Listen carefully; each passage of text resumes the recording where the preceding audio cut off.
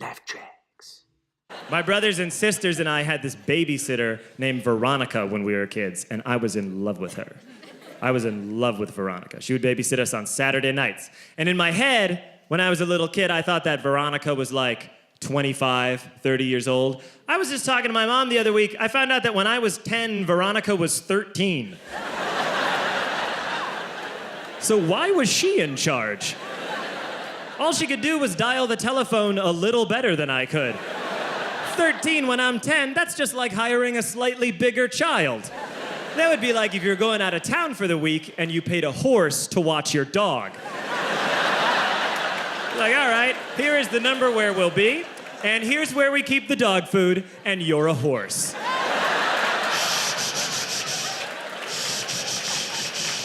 Why do people do that? People always shush animals. They go, hey, shh, shh, shh, shh. They've never spoken. I always wanted to live in New York when I was a kid. I'm so excited that I get to live in New York. I saw New York City in a movie when I was a kid. It was called Home Alone 2, Lost in New York. It is a sequel. Yeah, how about that movie? It was a sequel to the movie Home Alone. I remember in that movie, the kid in Home Alone 2, he gets into a stretch limousine on 5th Avenue with a large cheese pizza, and I thought, this is the height of luxury! Now I live in New York, and I'm psyched, but that is a stupid movie title. Lost in New York, the streets are numbered. How'd you get lost in New York? I know it's kind of stupid to complain about a movie that came out 17 years ago, but I wasn't a comedian back then. So I have to do it now. I wish I'd been a Def Jam comic when that movie came out. I would have torn it to pieces. Be like, you seen it? You seen this Home Alone 2 Lost in New York? It's a grid system, mother. Where you at? 24th and 5th? Where you want to go? 35th and 6th? 11 up and 1 over, you simple bitch. That'd be my big joke. That'd be the closer if I was a Def Jam comic when that movie came out. You know, I flew here. How come the first class people they can just get on whenever they want? I've always hated that. First class people, board at your leisure. Take your time, first class people. Coach people, no, wait, sit, scuzz. Wait, little piggies.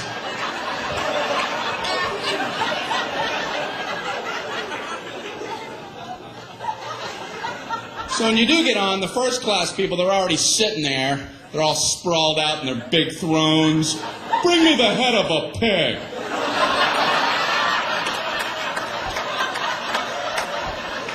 And a goblet of something cool and refreshing. Anyone have a fiddle? Make someone from Coach fiddle for me. Amuse me. They have fiddles in the overhead racks up there. You're not allowed to even use their bathrooms. The bathrooms up front are for our first class passengers. The coach bathrooms are located at Newark Airport.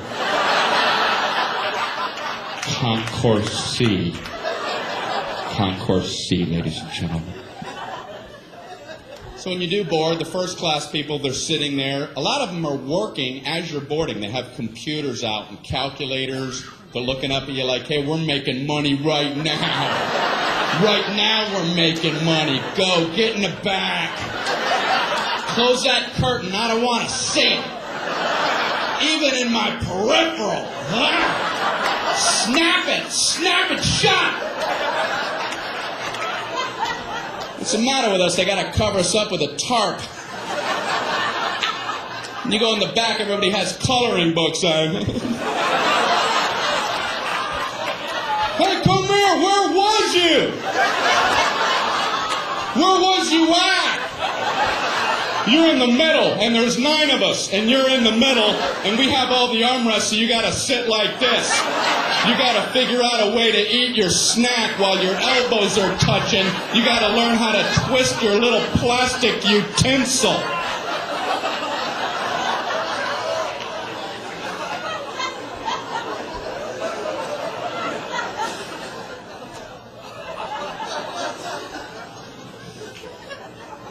I like to sit way in the back.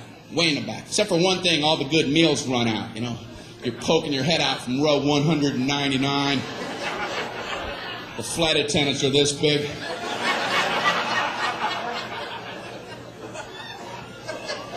You can hear the good meals getting snagged. We have a turkey sandwich, a chicken quesadilla, and a cold fish head. I'm just...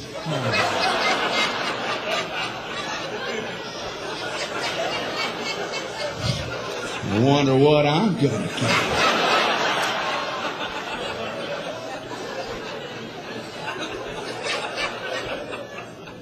So when they get to the back of the plane, they have to do that flight attendant psychology game and pretend like the good stuff never even existed. It never even was. Would you like a nice cold fish head? They're frozen solid, frozen head of fish. The eyeballs in there and the skeleton's coming out. It comes with a turnip and a spork. I was wishing you'd have one of them left. Wishing upon a star.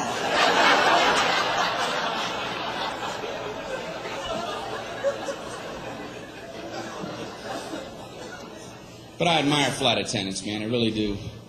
They put up with a lot of garbage from people. Have you ever been sitting in your seat and you see somebody trying to fit something in the overhead rack that you know ain't going in there like in a million years? You have like a mattress and a lamp. You're looking at him like, what kind of perception problems does this guy have? And the flight attendants are always nice. They always run up and act like it might maybe fit. You know, oh, I don't know if that's going to get up there. We can check it for you, you moron. I know that's what they want to say. I would last about 8 seconds at that job. I'll just get up there. Does that look like it's going to fit? You have this much room, you have a dead yak. Are you okay? You don't see all these people jammed up waiting on you? You don't see any of that.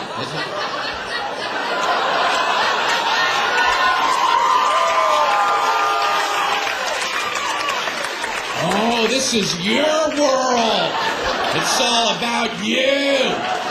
You let us know when you're all set, Captain You Planet.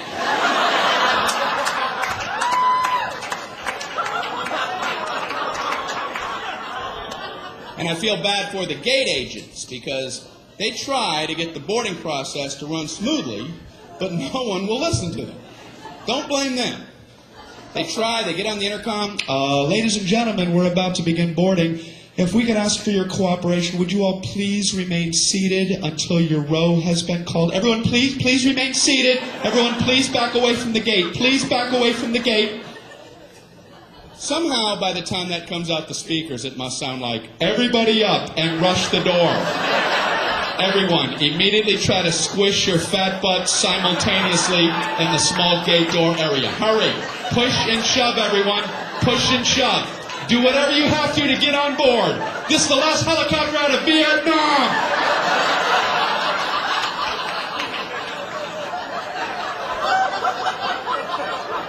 I'm embarrassed to be human.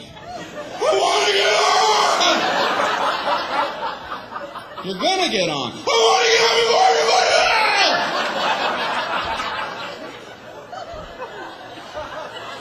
else! Why?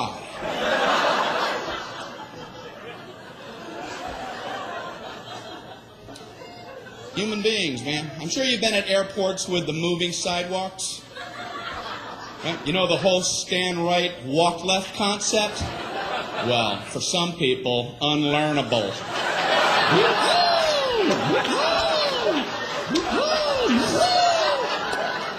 You ain't getting it in, no matter how much stimuli you offer. I've been on them where I don't understand how people don't see that that's the system. There's a big yellow dotted line going down the middle, and it's stenciled every 3 feet on the sidewalk. Stand, stand, stand, stand, walk, walk, walk, walk. On the handrail, stand, stand, walk, walk. Up here, stand, walk. Pictures of people standing, walking, and I've seen footprints together and apart. And you still have people riding that left handrail. It's fun to fly.